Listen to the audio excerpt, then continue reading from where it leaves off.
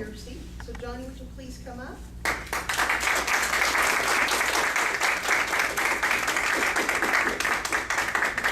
Johnny is going to do you remember?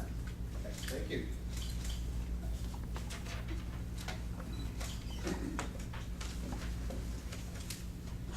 Do you remember your first 10 speeches in your Competent Communicator manual? Some of you are old enough that you remember the Competent Toastmaster, the CTM. Same thing, just rearranged differently. Why do I say, do you remember? Whenever you're giving a speech, what is the intent of a speaker? Jamie, what do you want from your audience, or do you think you ought to give your audience? Knowledge. Knowledge. Do you want them to retain it when they leave the room? Absolutely. Exactly. And so do all of us. Otherwise, we may find our voice, but if nobody remembers what our voice was about, then what have we done? Nothing. So today, I want to go back and bring in remembrance of what you learned in those first 10 speeches. Those speeches outline step by step by step, and there's a purpose for each step and each skill set that you learn as you go through those first 10 speeches. You say, but I'm an advanced speaker now. Advanced baseball players and golfers and other pros go back and relearn the basics year after year after year. Let me illustrate. We'll do this in the way of a test. You all like tests, right? See, I can see the smiles on your faces. Wake up, because I may call on you. If I start talking like this and I keep talking like this throughout the whole speech, or I stand and I go, man, this was exciting. I just won $1 million and I'm so excited I can't stand it. I mean, I know you can see the excitement in my voice. What project in our manual would deal with something like that? Anybody? Vocal variety. Vocal variety. See, everybody knows, but when we were going through it the first time, we were just trying to get through our first 10 speeches. See, but the value is vocal variety would let you know that sometimes you need to speak like this. And other times you do need to get like, I just won $1 million. You would be excited. You wouldn't be monotone. So understanding vocal variety will help your speech be memorable.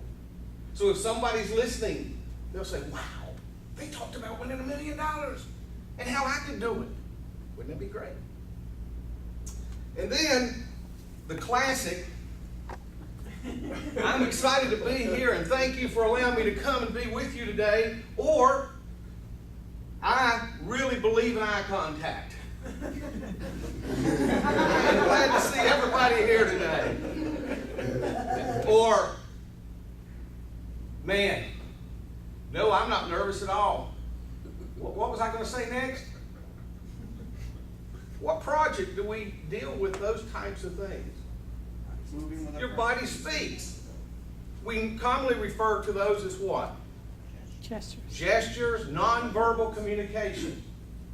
How much does your body speak? If I said, I am going to sit down, what did my body just tell you compared to what I just said? The opposite. I'm climbing. I'm going up a ladder. I'm not sitting down.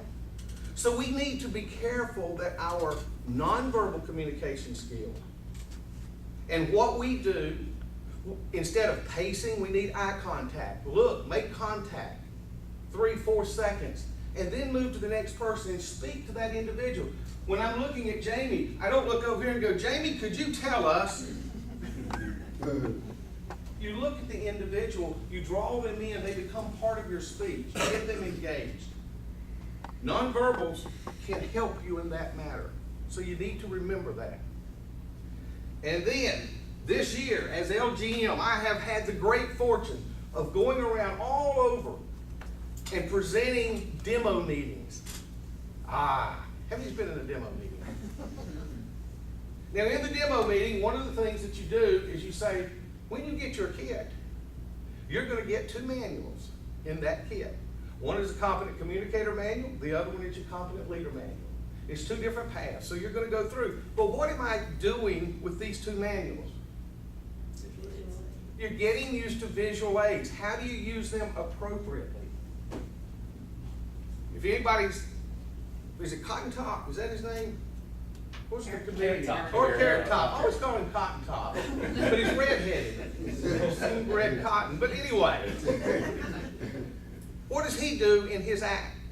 He's always pulling out visual aids, right, to make his point. So think about that when you're doing a speech. So what have we talked about? There's many other speeches. We just dealt with 3 projects. But being able to get to the point, to be able to craft a speech in such a way that you have an opening, a body, and a close, so people can remember it. Because the whole point is that people retain the knowledge that we're giving out. And people want to walk out of the meeting saying that was valuable for me to spend that few minutes of my time, which is very valuable, to listen to you. So please do not underestimate the value of those first 10 speeches. They will give you the basis over and over and over of what you will use going forward all the time. So the eye contact, the visual aids, and getting excited about speaking is all part of the first 10 speeches. So when we're telling others, please, let's use those first 10 speeches over and over and over again to continue to practice the basics. Let's toast that.